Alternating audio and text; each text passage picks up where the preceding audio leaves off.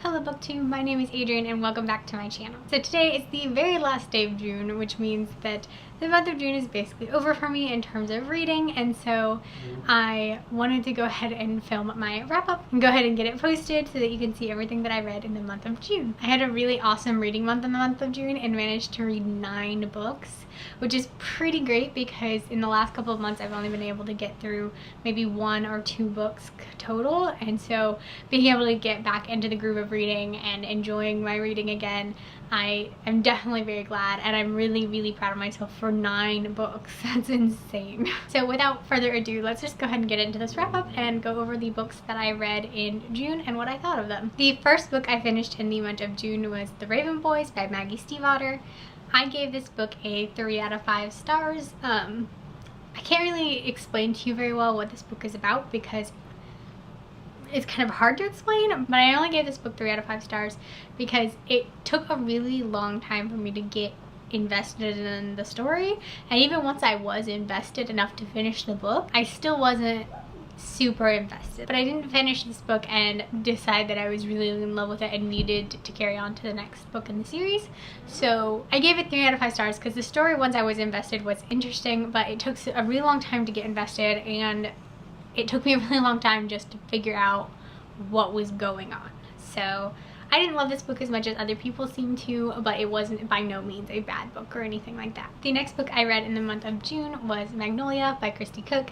I gave this book 5 out of 5 stars and I really enjoyed it. This book is about Gemma Cafferty and Ryder Marsden. Their families have been best friends since the Civil War, and ever since the Civil War their families have been trying to unite in marriage, and never before has there been a male and female child born at the same time for them to try and pair off until Ryder and Gemma. And all of that drama tends to lead for these two to hate each other. And as a result of all of that, of course, hijinks have to ensue, and they end up trapped together during a tornado in their hometown with both of their families are away dealing with some other issues. And throughout the course of the storm, maybe they realize they don't hate each other as much as they thought they did. Overall, I really love this book. It was very good. It was a very good and light and silly book that touched on some like bigger topics on occasion, and I just really enjoyed this one, so I gave this one 5 stars. The next book that I read in June I listened to as an audiobook, and that is The Hating Game by Sally Thorne. I gave this book 4 out of 5 stars. I really didn't know much about this book going into it other than the fact that it was about 2 co-workers who apparently hate each other and then end up not hating each other so much, and there's a fine line between love and hate. I gave this book 4 out of 5 stars. I knew this was an adult book, but I didn't realize how adult it was going to get, which isn't necessarily a bad thing or anything. It just surprised me when we suddenly got to a very adult scene and just kind of shocked me. But the story was good. There was a lot of unnecessary communication issues, which I hate in books, when something happens and could just be completely solved if the characters would talk to each other. That's one of those tropes that I just can't stand because, I mean, seriously, communicate, people. It's important. Just basic communication skills could solve a lot of problems, and so I gave this book 4 out of 5 stars just because I don't enjoy that in stories when all of the drama comes from the inability to communicate. But overall, it was a very good book. The next book I read was a reread, and that was My Life Next Door by Huntley Fitzpatrick. I gave this book 4 out of 5 stars. This book is about a girl whose mother is a politician, and next door to them is a family with a lot of children, and her mother has always been not a fan of these people. They are the kinds of people who have toys everywhere, are loud, never mow their yard according to her, those kinds of things. They're just a very big family and are always have lots and lots of kids. One day while her mom is out trying to get reelected, the girl meets one of the neighbor boys and they begin to form a relationship, and there's a lot of drama that, you know, the first time I read this I didn't see coming at all, and it was a very good story and kind of dealing with, you know, having your own opinion on things even when it may differ from what you were raised with. And so it was a very good story, and I really did enjoy it. So like I said, I gave this 4.5 stars. And that is Attachments by Rainbow Rowell. I love this book. It is her adult novel that takes place in 1999 over into the year 2000, and it is about a man named Lincoln who gets hired on at a company to basically read emails that get flagged by the server. He ends up reading the emails between Beth and Jennifer and ends up falling in love with Beth. And of course, hijinks ensue and all kinds of things happen, and it's just a very good book and very cute, and I really enjoy this book. I actually enjoyed it even more this time than I did the last time. I think the last time I read this book, I gave it 4 stars, and this time I gave it 5 stars. And I think that's just because the first time I read this book was a little bit younger, and so I didn't have a lot of life experience, I guess. And some of the things that these women go through that they talk about in their emails, I am familiar with now in my life. And so I definitely appreciated it more having those topics talked about than I did the first time I read it. So this time around, I gave this book 5 out of 5 stars. After I read Attachments, I managed to get my hands on a physical copy, which I don't think happens very often, of a novella, and that is Mischief and Magnolias by Christy Cook.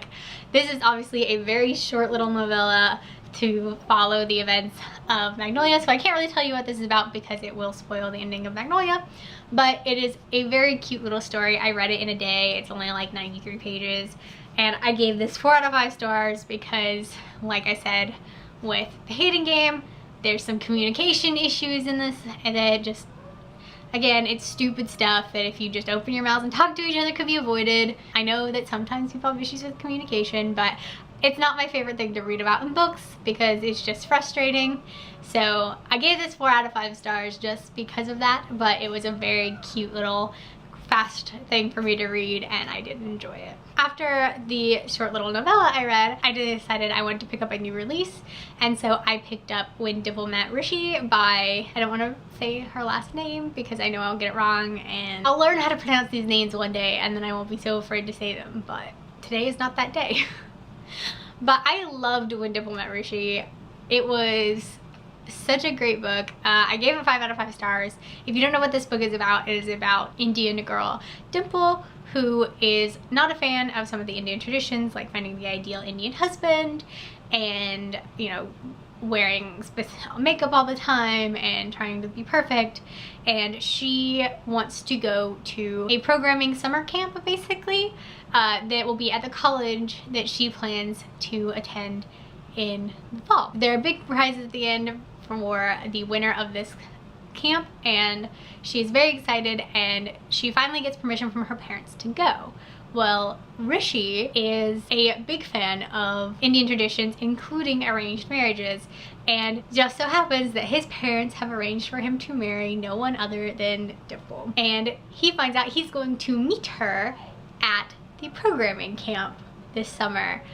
When he gets there, he may realize that Dimple didn't know so much about the arranged marriage, and from there, you know, drama happens and things happen, and it was just a very good book, and I really enjoyed reading this book and kind of seeing family expectations and things like that from another culture that I'm not very familiar with, and learning terms for things that I didn't know about. And it was a very good book, and I just really enjoyed the relationships in it. It was very cute, and yeah, it was just a good book, and I gave it 5 out of 5 stars. Up next, I have another reread, and that is Rebel Belle by Rachel Hawkins.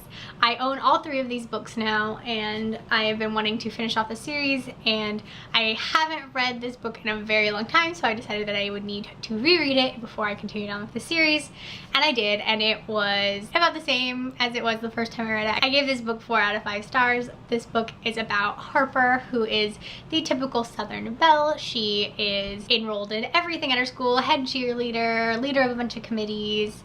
She's participating in Cotillion this year, which is a coming out party basically for girls where they're presented to society, and is a very Southern tradition.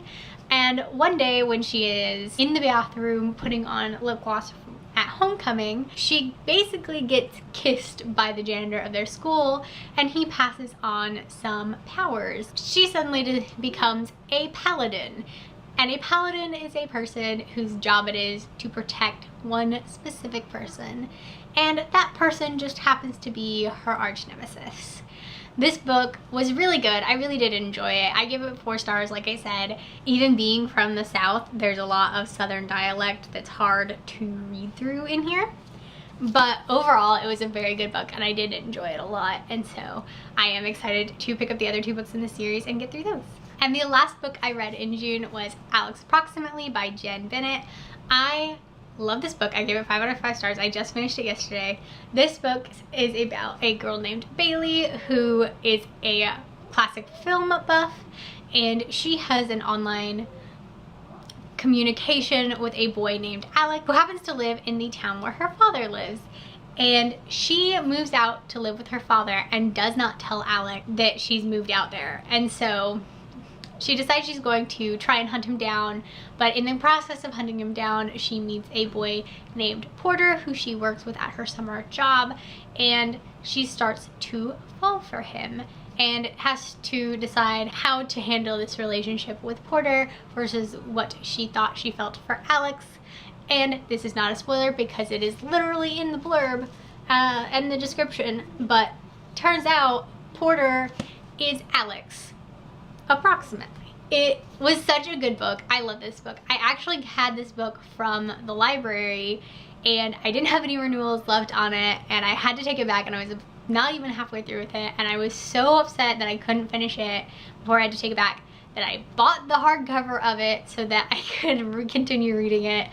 And I read most of this book in a day because I just loved it so much. And it was a very, very good book. I really enjoyed it. It's probably one of my favorite books of this year so far. But I did give this book 5 out of 5 stars. So there you go. There's all of the books that I read in the month of June. I am very proud of what I managed to accomplish in June, and I am very excited to see what I can get into next month. So I don't think I'm going to be doing TBRs on this channel just because I am very much a mood reader, and whatever I feel like reading, I read. And so I don't think I'm going to be doing any TBRs on this channel, but because this is a booktube channel, I will show you the book that I am currently reading, and that book you will hopefully see in the wrap up at the end of the next month. Currently I am reading The School for Good and Evil by Somin Shannon. I'm sorry, I'm terrible with names. But I am currently reading The School for Good and Evil. I just started it this morning, so I'm not even through chapter 1 yet.